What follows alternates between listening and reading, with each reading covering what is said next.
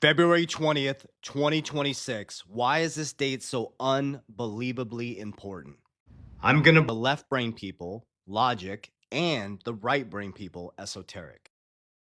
The goal in this video is to help you understand how radical this transformation is going to be.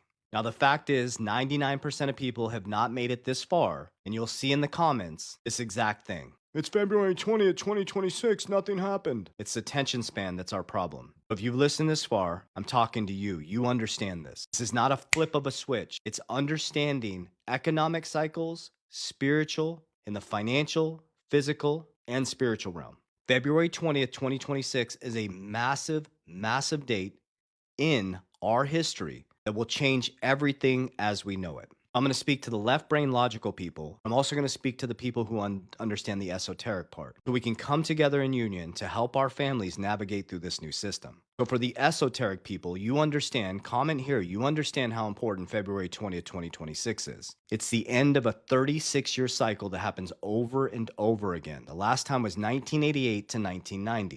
In 1988 to 1990, for the logical people, we had fiat acceleration, the acceleration of a debt-based monetary system that made us poor. The wealth gap started to become massive. Our money started to come completely detached from reality. We had debt expansion and growth. Now we caught the ball. We're at 38 trillion in debt, 1 trillion in credit card debt, 120% debt to income ratio. That's when it really started to expand. We had financialization, overproduction, became less productive as a country, and it was all about debt expansion, which creates monetary debt slaves, and centralized control expansion. So the elites became way wealthier. And the wealth gap, just go look up the wealth gap from 1988 to 2026, it's about to get even bigger.